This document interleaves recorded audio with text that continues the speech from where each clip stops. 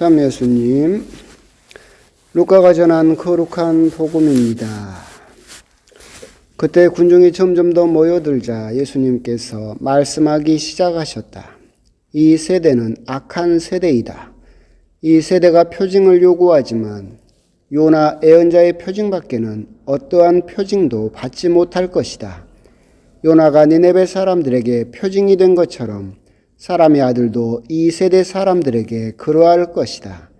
심판 때에 남방 여왕이 이 세대 사람들과 함께 되살아나 이 세대 사람들을 단죄할 것이다. 그 여왕이 솔로몬의 지혜를 들으려고 땅끝에서 왔기 때문이다. 그러나 보라, 솔로몬보다 더 큰 이가 여기에 있다. 심판 때에 니네베 사람들이 이 세대와 함께 다시 살아나 이 세대를 단죄할 것이다. 그들이 요나의 설교를 듣고 회개하였기 때문이다. 그러나 보라, 요나보다 더 큰 이가 여기에 있다. 주님의 말씀입니다. 참 예수님, 오늘 하루도 잘 버티고 무사히 또 잘 계시는지 모르겠습니다. 하여튼 또 건강하시고 오늘 바람이 많이 부는데 또 감기라도 걸리지 않도록, 요즘은 감기 걸리면 정말 큰 오해를 받기 때문에 정말 건강 또 잘 챙기시고 손 잘 씻으시고 또 조심히 또 계셨으면 좋겠습니다. 이제 안타까운 소식이 한 가지가 더 있습니다. 방금 교구에서 주교님께서 각 본당 미사를 3월 22일 사순제 4주일까지 금지하셨습니다. 그래서 제가 공지해 드린 것은 4월 15일까지였던가요? 그랬는데 4월 8일까지였던가? 그랬죠? 3월. 큰일 날 뻔했네. 3월이죠?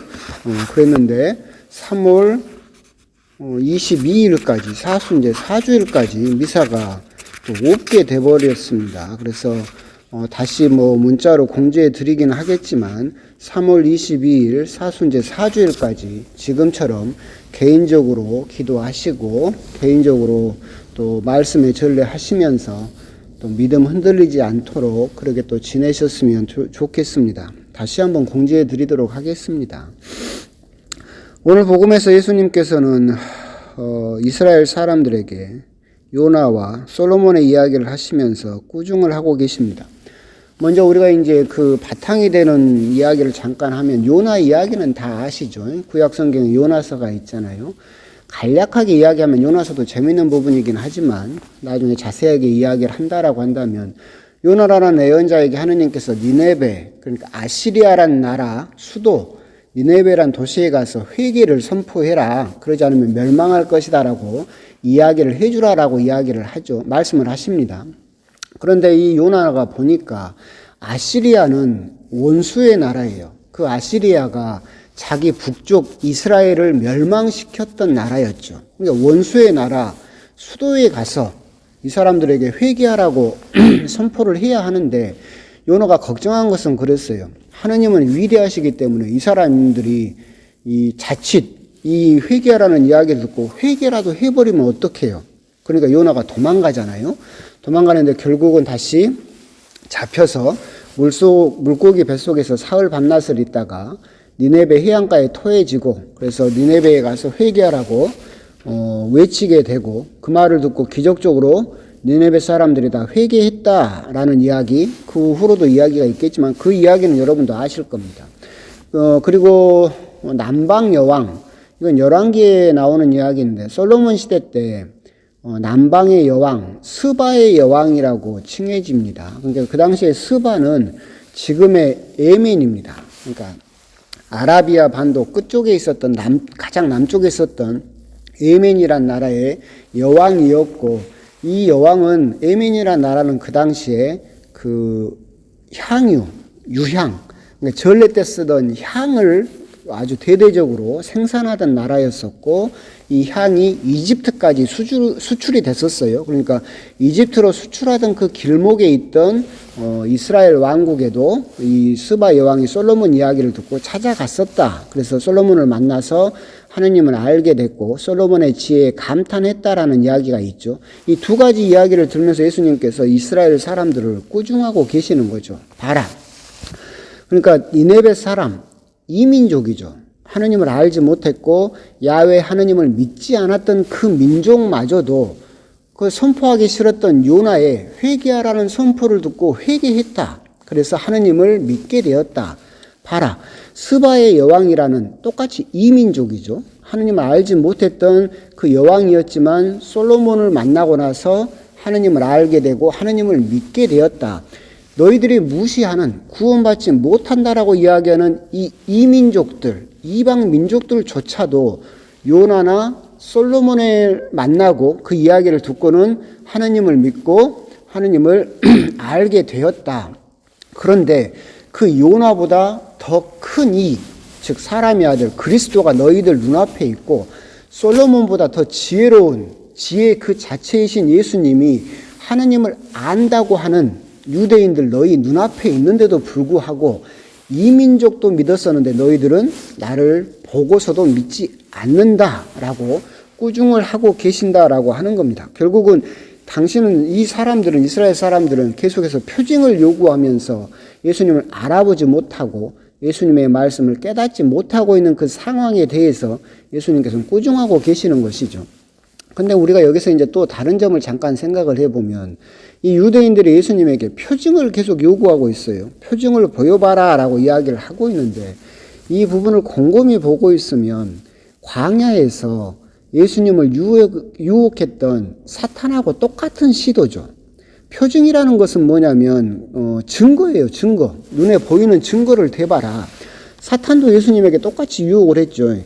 네가 하느님의 아들이라면 이 돌을 빵이 되게 만들어봐라. 즉 내 눈앞에서 증거를 보여봐라 라는 이야기겠고 유다인들 역시도 똑같은 증거를 요구하죠. 사람을 살리고 병자를 살렸지만 그거 말고 내 입맛에 맞는 증거, 눈에 보이는 내가 원하는 증거를 대봐라 라고 예수님에게 요구를 하고 있다라고 하는 겁니다.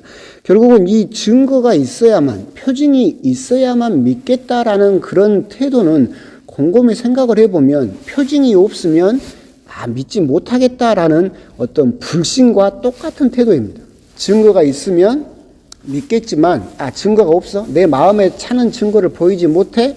그럼 나도 너를 믿지 않겠다라고 하는 불신과 똑같은 태도를 보이고 있다라고 하는 것을 예수님께서 꾸중하고 계시고 그렇기 때문에 사탄과 똑같은 시도를 하고 있기 때문에 너희는 악한 세대이다라고 예수님께 또한 지적을 받고 꾸중을 받고 있다라고 그렇게 생각을 하시면 되겠습니다.